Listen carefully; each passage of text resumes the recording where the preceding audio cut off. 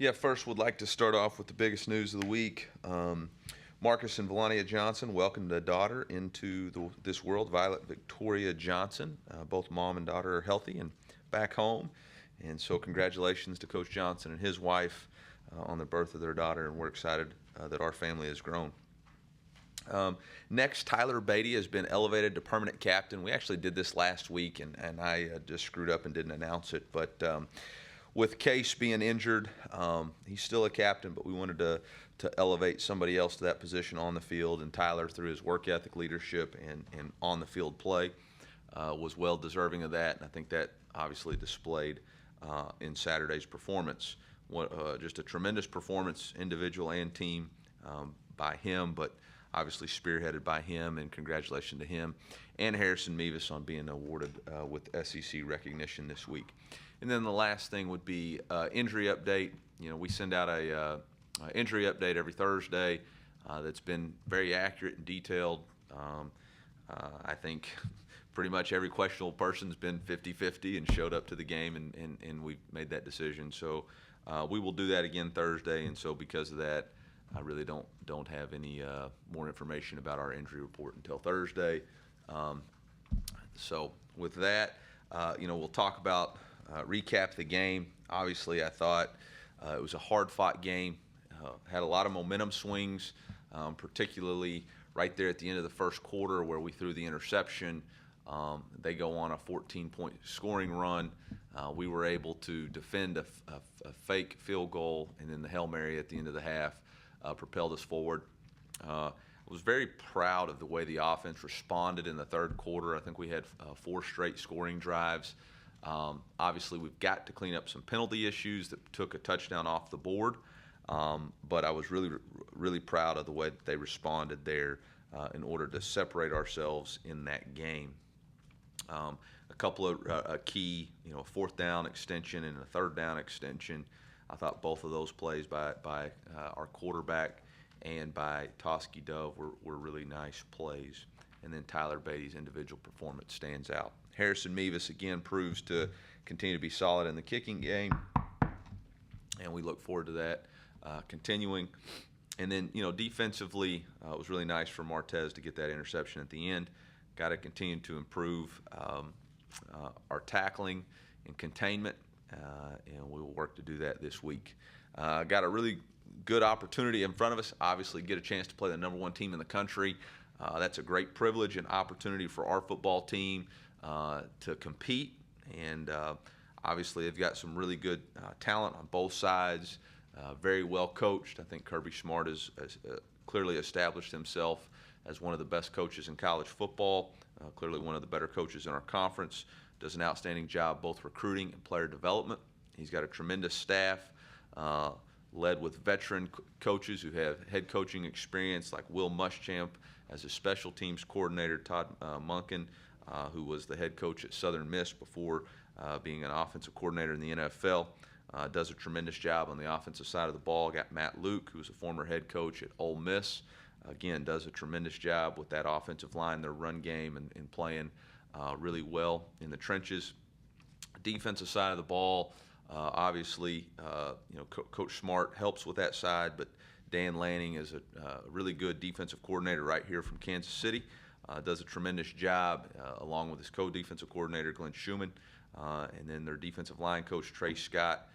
Tremendous defensive line coach who's got his guys playing at a high level. So got some really good coaches, and then we could go on and on about their talent on each side of the ball, but it's a great combination and a real challenge, and look forward to our team having the opportunity to match that intensity, really practice our fundamentals, and focus on how well we can execute in a game like this, and see where we stack up. So with that, I'll open it up for questions.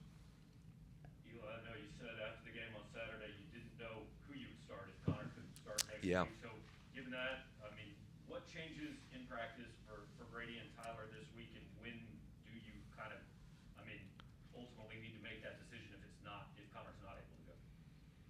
Well, we won't know anything until we get through practice, where Connor's at. So I'm not really adjusting anything I do, really.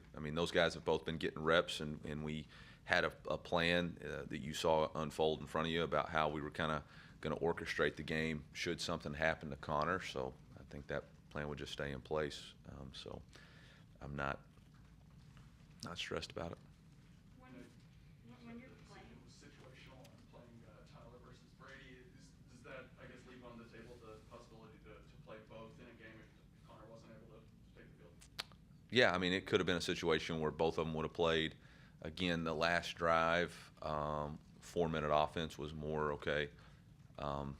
You know, that was going to be more of what we were wanting to do, and maybe add the quarterback run element, which, you know, Brady actually does run the ball pretty well too. So had it been a different situation, you know, maybe Brady more comfortable in some of the other schemes that we have, we would have put him in the game. But with the schemes that we were running right there, I think that was the best player for those schemes.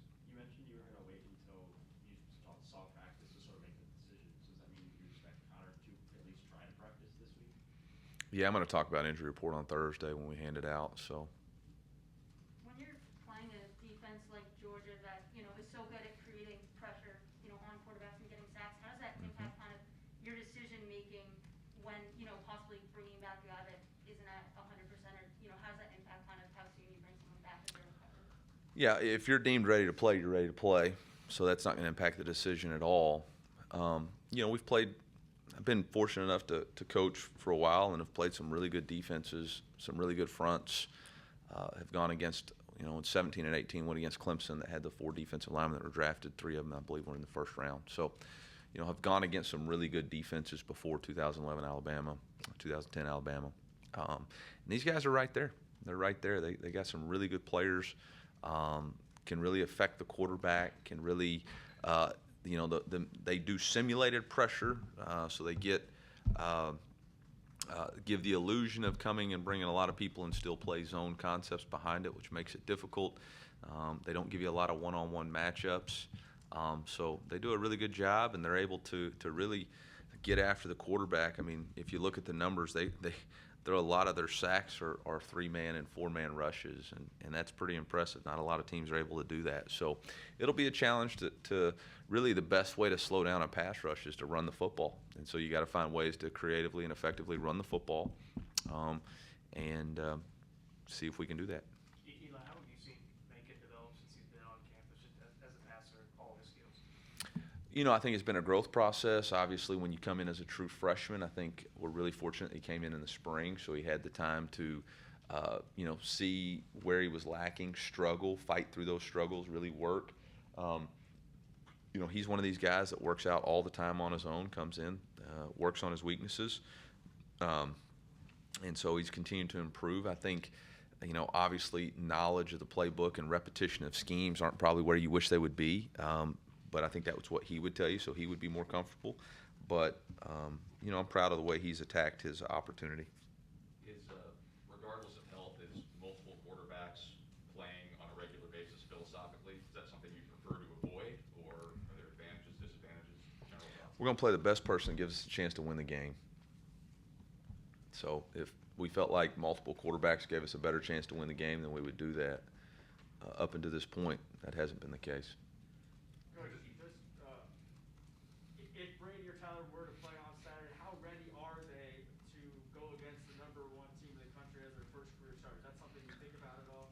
Not really. I mean, because y'all are dealing in hypotheticals. Like we keep asking, which is fine. That's the job. But we keep asking hypothetical questions. Like, let's go practice Tuesday. I'll have a lot more answers after today's practice where we're at, and we'll practice Wednesday and see where we're at, and then we'll find out Thursday where the injury report is, and then we'll go. But I got a lot of worries. Like, I got to figure out how to block Jordan Davis and multiple other guys on that defensive front that if I spend a lot of time worrying about what ifs, we won't find the best way to block them.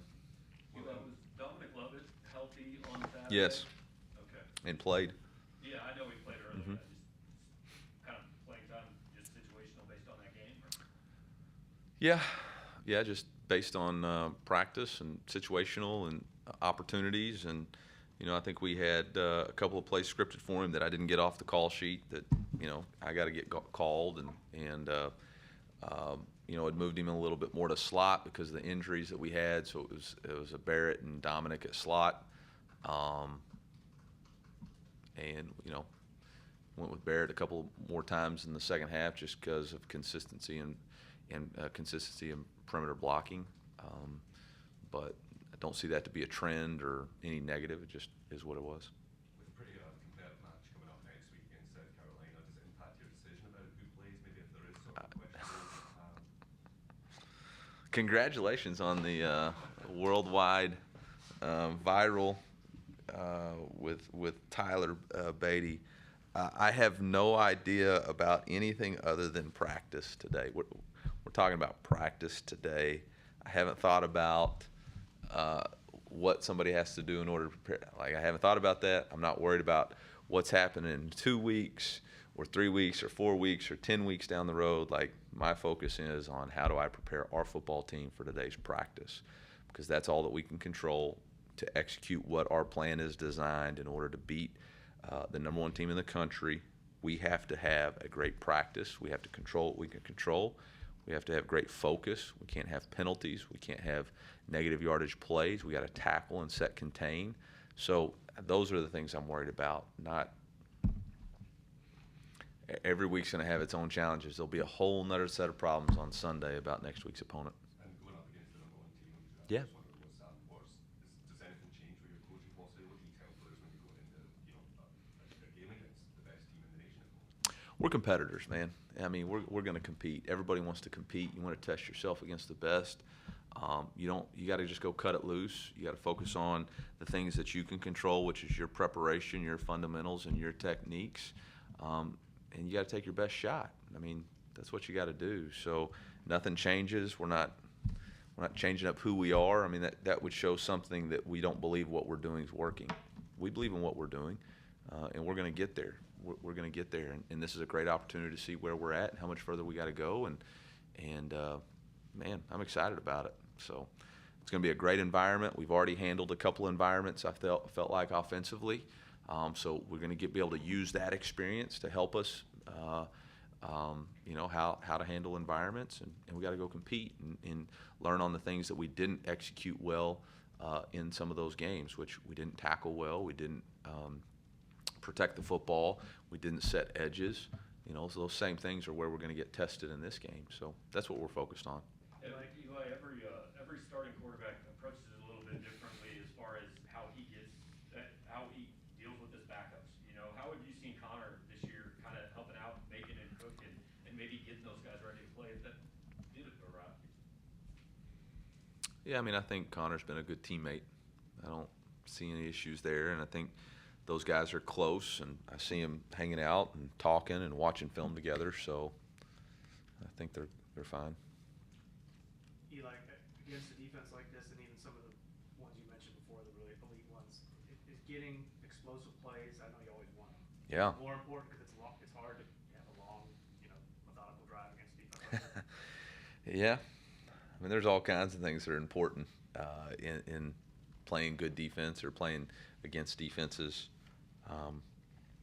Yeah, I mean, absolutely, you'd like to find ways to create explosives, but if I could find ways to create explosives, I'd use them in every game. They're hard to come by. So I think the most important thing is you can't put yourself behind the chains through penalties, whether it be pre-snap penalties or fundamental penalties like being out of position and getting holding calls. Those are the things that really put you in bad shape against these kind of defenses, which allow them to pressure you and let guys know what to do. So then they have in their mind before the snap, hey, it's going to be a pass. I'm going to get to my best pass rush move. Or, hey, we're going to, pin the pocket or let the defensive coordinator get into his best blitz package. So those are the things. You got to keep the other team off schedule. Eli, you mentioned you elevated Tyler Beatty to team captain. Yeah. Last week. How, when, and where did you announce that to the team? Yeah, on Tuesday. We announced it to the team on Tuesday, and then Tyler spoke to the team, and they were very receptive, and then I obviously followed it up with a career performance. Obviously, Georgia's a little bit of a different atmosphere than Vanderbilt. Is there anything you do to prepare for a more difficult environment on the road like that? I mean, we do have to prepare for crowd noise, and I don't think, we've done that. We do that every week, actually, during our blitz period on Wednesday. We prepared for it all fall camp for the Kentucky game and Boston College game. So we've played on the road. We've played, obviously, in environments not quite as big or as loud as what we're fixing to face. You got to learn through tape. Obviously, watching the UAB game and Arkansas game and South Carolina game, all three teams had issues with false starts pre-snap. So that's something that we've got to work on and try to simulate in practice. They do it's not disconcerting signals, but they do a good job of barking a cadence, and then the defensive line mimicking like they're moving. It's just up to whether or not that's interpreted as disconcerting signals or whether or not it's a legal movement call. So, we got to handle it. Coach, after watching the tape, did you see any progress that you're hoping to see out of defense from the Vandy game after the bye week? I think there's always progress, and then there's always things that you're like, boy, we got to improve it. I was disappointed in some of our tackling, disappointed in some of the quarterback runs that we're able to get out when we clearly had either a dive player or a quarterback player and still weren't able to get that play secured or stopped. But I was proud of some individual efforts. I thought Chris Abrams-Drain really played well, even on battling through some knick-knack injuries. Obviously, Martez responded well from a bust on an assignment to come back the next drive and end the game with an interception. So I think there's some positive things that occurred, but we're still got work to do on all sides of the ball. I mean, offensively, we're in the red zone twice. We have an interception, and then we have a touchdown called back because of a penalty that doesn't have to occur. Neither one of those penalties really needed to occur. So those are things that both sides of the ball have to improve, not just one. I think you called Connor Bazelak's injury a soft tissue injury. Could you elaborate any more on what it is, or just curious? No, I mean, it's a soft tissue injury that I'll have injury report out on Thursday. I think it was last year after the Georgia game that you talked about like closing the gap between some of the Yeah. Georgias and the Floridas. Yeah. The division. I guess do you feel like you've closed that gap at all? And what sort of things do you feel like you need to do to get closer to closing that gap? Well, I think that's a question that has to have a lot of thought and a lot of. We still got a long way to go, all right. But it starts with a foundation, and I feel like we are laying that foundation. I think we are establishing the culture of what we want to be, but I know that it's a process, and it's not always going to happen as quick as you want it to be. I feel like we're recruiting at a really high level, and that you have to recruit 365 days a year. You have to recruit all the time in order to try to improve your roster. But you also have to understand that the players on your roster are who you have, and you got to develop them. And you got to develop them in the weight room. You got to develop them on the football field. You got to develop them as a competitive player. And so really it's a whole person approach. And we're into that process, but we're not there yet. And some of the guys that we're working with, we're still developing, our players, our culture, our coaches. And so sometimes you hope that jump when closing the gap just happens immediately. Like, I'd like to walk out of here and lose 10 pounds. It doesn't happen like that. I've tried it. I'd get on keto diet and I lose it and then I gain it back. All right. What do I have to do? I've got to maintain discipline over the course of time. And so, I think we're still working in that course of time. I think, excellence is a habit. It's what you repeatedly do, and we're trying to establish that excellence. Are we there yet? No. You can see by the play on the football field that we're not always there. We don't consistently produce excellent habits. I've seen flashes and glimpses of it, but we have to do it consistently and repeatedly. And so when you ask that question, have we closed the gap? Yes and no. Yes and no. And it really starts with me. I've got to be more consistent as a leader.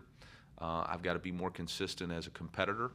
And I've got to be more consistent with getting that out of our football team from top to bottom in this organization. So we're working towards it. I wish it was happening faster, but I do see some positive strides. Even in Saturday's win, I saw some positives and some negatives, but boy, I was sure proud of the way we closed that game out when it was tough and it wasn't going the way you wanted to. I was sure proud of the situational offense we had at the end of the half to hit a Hail Mary right there. I was sure proud of our defense for having the awareness to stop a fake field goal and ending the game with the interception. I was sure proud of an individual competitive effort by Tyler Beatty. So those to me show progress. But overall and consistently, our record's not where we all want it to be. We got to continue to recruit and improve our roster.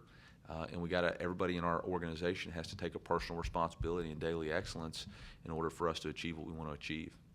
Okay, piggybacking off that a little bit, I know a big part of closing the gap is catching up in, things like talent and other resources that programs like Georgia and Alabama might have, but also, I know that Missouri maybe is never going to be a clone of those programs. What are maybe things that... Why not? Why can't it be? Just from maybe some natural advantages standpoints. I guess, are there things that you look at and say, we have to maybe be able to do this differently or better? We have to have a mindset that we can be who we want to be. We have to have a mindset that says we can achieve what we want to achieve. I'm never going to settle for second while first is still out there. I don't have to compare myself to other programs. I don't have to compare Missouri to other programs. But I'm not going to sit there and say that we can't achieve what other places have achieved. We can. It's just going to take some time, roll up our sleeves, and get to work. And it's going to take some time. Now, it is what it is. We took this job.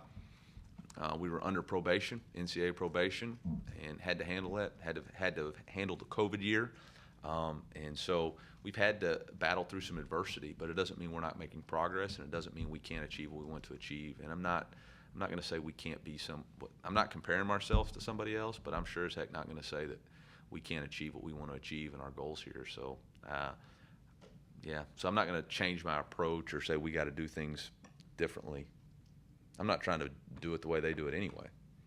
Yeah, that's kind of my point. I wasn't saying from an achievement standpoint. Yeah. I was more saying from an approach standpoint. So thank you. Yeah, I'm trying to do it the way we want to do it. I think it's been clear what the vision for our program is, and now it's just a matter of us all getting in line and holding ourselves accountable to doing that daily. After their game last week in Kirby's Farm, said something along the lines of nobody can outcoach recruiting, indicating that he's got a ton of talent. Do you have a thought on just big picture? Kind of obviously you've got to have the scheme, you've got to develop guys, but you've also got to get them. How you would rank those or approach those in terms of importance on Saturday?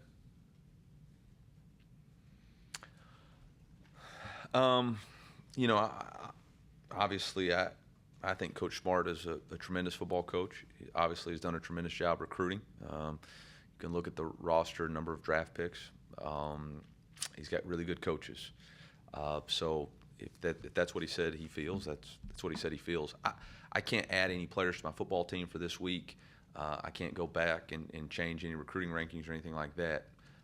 So I don't necessarily subscribe to that theory this Saturday. Like, we're going to go give it the very best shot we can. We're going to develop our team and game plan. We're going to go do the very best we can. And obviously you got to recruit. But when you have your team, you got to do the very best with what you have. So I really don't know the context of what all he was saying and all that there. But big picture, I think we all understand, like, one of the number one things that I've said from the day I've been here is we got to raise the recruiting profile of this university, and we got to recruit in state, and then we've got to go recruit where we have a natural base. That goes along with success. Eli, when it comes to, I'm not talking about the specific guys, but managing Yeah. the quarterback position, over the last decade, you've seen how the game has changed. Do you have to be more sensitive now how you handle decisions, depth chart, things like that, just because of how quickly guys can move around and change their minds and portal and all that? Wow, that's different than other positions. Yes and no. Yes and no. I think the toughest thing about quarterback is usually you just play one. And there's an old saying, if you have two, you don't have any. So you've got that, but you look at the portal, people are jumping in all the time based off of whatever it is their situation is. I don't think you can operate a program based out of fear. I don't think you can operate a program based out of fear of what players on your team are going to do if they don't like the decisions that you make. You have to make decisions that are in the best interest of the team. Our number one rule, number one is be on time. Number two is the team comes first. And so every decision that we make in regards to who we are and what we're about is what is in the best interest of our football team at the University of Missouri. And I try to operate with that in every decision I make, from personnel changes to players to uniforms, everything. What is going to be the best for our football team? And so I don't really operate in a sense of fear or how is this going to affect one person? How is this going to affect the team? What gives the team the best chance to win? And if our team is not the right fit for somebody in the locker room because of that, then all the power to them, bless them, wish them well on their journey. That's why core value number 4 is enjoy the journey. It's not life is not about a destination. It's about the journey you're on and the lives you can touch while you're on it. Can you settle the debate then? What is the best uniform for your program? That's an important thing. I'm still trying to figure out why we had an oval tiger and a block M on a helmet. So, like I said, we got a lot of things we got to keep pushing and working on. Eli, you talked in the past about not skipping steps. What individually helps your program when you prepare and scout and try and defend the number 1 team in the country and then go and actually play them? What benefits does that give to your program when you get to see that up close? You see what it looks like. We all want to be the number 1 team in the country. They didn't just happen to be the number 1 team in the country. How long has Coach Smart been the head coach at Georgia? 6 years. I looked at the recruiting rankings. I have them broke down. He's got more 5 stars on his roster than he does 3 stars. Like, that doesn't happen in a 2-year span. His first year, they were 6-7, 7-6, and then slowly really built that program the way he wants to build it. He's been very consistent in who he is as a coach and how he operates a program. Like I said when I started, he's one of the best coaches in college football for a reason. So when you get a chance to go play that and you get a chance to go match up against it, you get a good chance to match up against it, you know. And, you know, last year, I know it was last year, but last year in the first half, we freaking matched up against it. In the second half, we weren't ready. We didn't finish, you know. So this year, we got to go see. We got to go see what we can do, all right? Now we got to go match up, and we got to stay in the fight longer than we did last year. And that's what I want to see. I want to see us stay in that fight. Get that thing to the fourth quarter, you know. See what happens. We've done it before. We did it with LSU last year. We've been in a fight last week. We were down. You know, we've been down twice this year and found ways to win games. So that's part of growing. That's part of developing as a team and a culture, and you get to see what you're made of.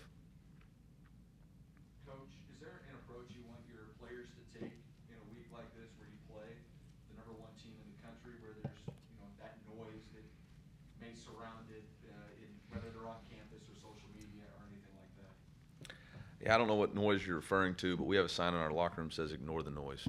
I mean, I'm not worried about Twitter or social media or anybody's opinions outside of this room. Our opinions inside of this building are what we need to do in order to win this football game. And as a competitor, if you're not going to win, why go? Anything else for Coach? So is the word to describe it, is it excitement? Is it anxiousness going into this matchup with Georgia? Is that the way to put it? I'm excited as crap, man. I mean, I love it.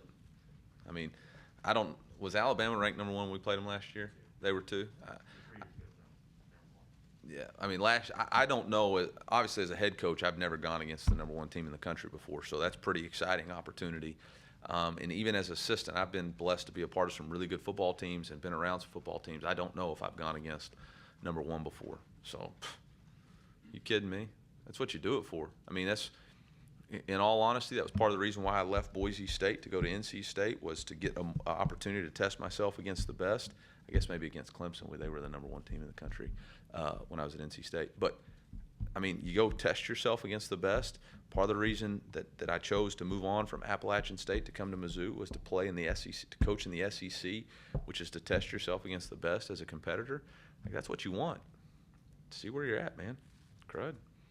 Why else would you do it? I don't want to live life in the shadows. Go out and see what we got. Take our best shot. Let the chips fall where they may. So, no, I'm not anxious about it at all. See you Saturday at noon.